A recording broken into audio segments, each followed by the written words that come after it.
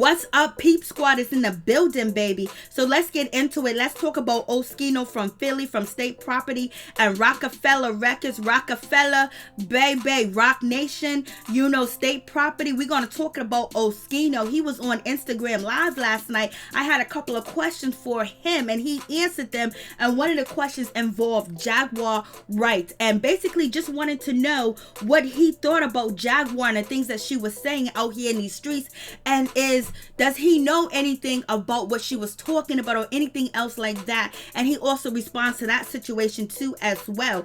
And I also asked him about, you know, Gillie the Kid. What's going on with Gillie the Kid? Like, he's out here getting pressed by Wack 100 in LA, and the people are agreeing with that situation too as well.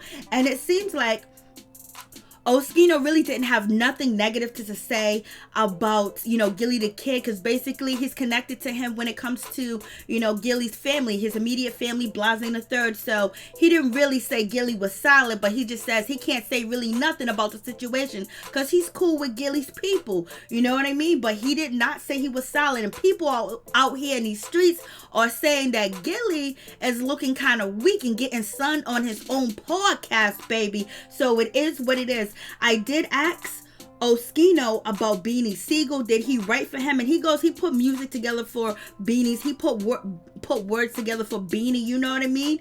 It is what it is. But he ain't really on that tip. And he said Beans is not really a good person. And we know how he feels about Beanie Sigel, because Beanie Sigel allegedly was not paying State Property their rightful money and allegedly was out here taking money too as well.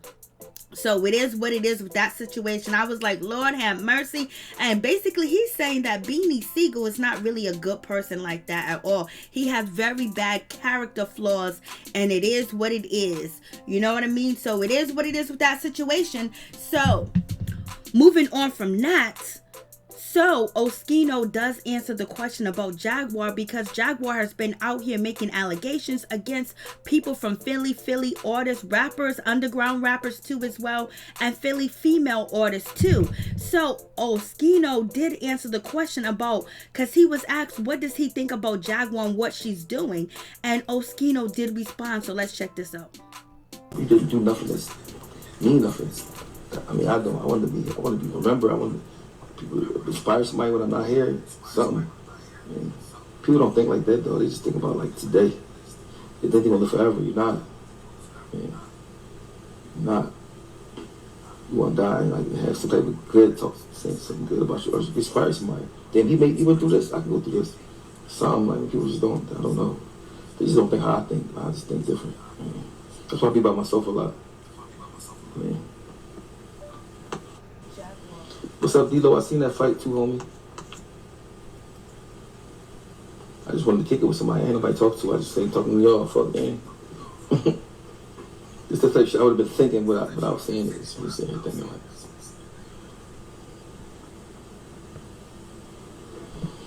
man, it's a scary thing.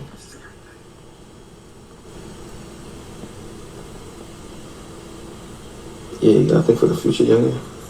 Especially if you're like 20-something, man, you're gonna live a long time, man. Man, stay out the way. I think Jaguar Wright, I don't know her. I just think that, I don't know. I don't know if she's like, I don't know. I can't really, it's just weird to me that she just came out of nowhere talking about everybody business like that. It's like, all bad stuff, man. I don't know. It's like, it's not a good look. Yeah, rap music influenced the youth. I know when I was young, I should influence me. I should listen to Onyx. I used to do my robberies. I used to listen to Onyx. I used to steal cars. I used to listen to Public Enemy. Music, when you're young, music affects you a lot. Man, you know what's crazy? When I was in my 20s,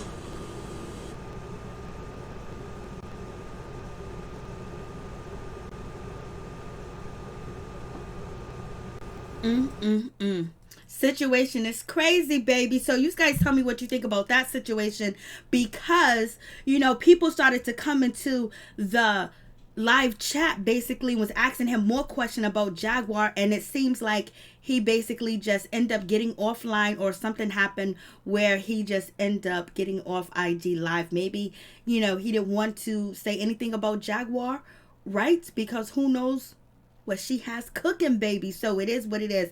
So let's move on from the next to the next situation, and let's get to Wack 100. Lord have mercy, we ain't really feeling Wack 100 like that, a lot of people, because he was kind of disrespectful to Nipsey Hussle and his legacy. But it seems like Wack 100 was out here pressing Gillie the Kid, baby. And then on top of that, Wack went to his Instagram basically, and it seems like he is calling out Gillie the Kid, basically letting Gillie the Kid know that you in your feelings for real, for real. I was like, Lord have mercy, what's going on with this situation? Because Gillie the Kid and Wack 100 basically got into a shouting match when it came to Birdman. Wack 100 was trying to big up Birdman, and we all know that Gillie the Kid got beef with Birdman, and he don't like Birdman. He had a problem with Lil Wayne too as well. And at one point in time, Gillie the Kid was making all types of diss videos towards Birdman and Lil Wayne too as well, letting us know that Lil Wayne was wearing his chain, they were shooting in his neighborhood, he's protection. Even though Gillie went to Wack 100's Instagram page and basically said, you a nut, and laughing and blah third, but it seems like Wack 100 is dissing you, Gillie the Kid. What's going on? And Wack said only a real can get a real emotional. So it is what it is. So you guys tell me what you think about the situation. People are saying that they feel like Gillie got pressed by Wack 100, but what do you expect? He's in California, and Gillie kind of been taking some L's too as well when it comes to his cast member and things like that used to be a cast member of his podcast, the $1 Million Worth a Game. The way that he did Homeboy and just let him go and played him under the table and didn't want it, Dev to get any money or anything else like that, and cut him out of the Barstool deal. So it is what it is. So let's check out this situation. Don't make no motherfucking money, man. Stop it. He came in the game with. Who? The fuck out of here. He came in the game with.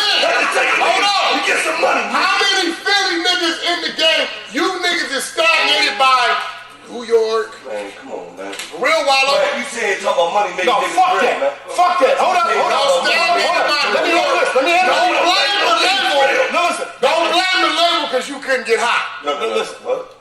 Listen. Blame the label you couldn't get hot. Hold. My situation was I wasn't selling no publishing, nigga. I was a smart nigga. I wasn't no nigga that was going to nigga. Hold on.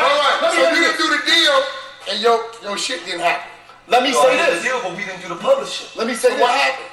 Then they tried to double back and get the publishing, and it wasn't fucking happening. So what happened? Really Fresh stood up in the front of the whole fucking studio and said, "Man, we need to put." Let me tell you why Birdman is a real nigga. What year was this? What year was this, Gillie? What year was this? What year was this? You ain't gonna tell me about. No, what year was this?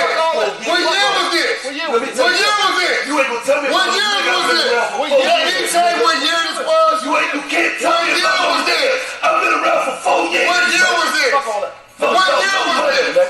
I'm gonna tell me what year was this? Say I see BG. What year was this? Let me tell you something. Tell a nigga what year was this? Listen. What year was this you did this deal with Birdman? Let me tell you something. What year was this when he did this deal with Birdman? Fuck it, let's call it 2000. Hold on. Let me call it 2000.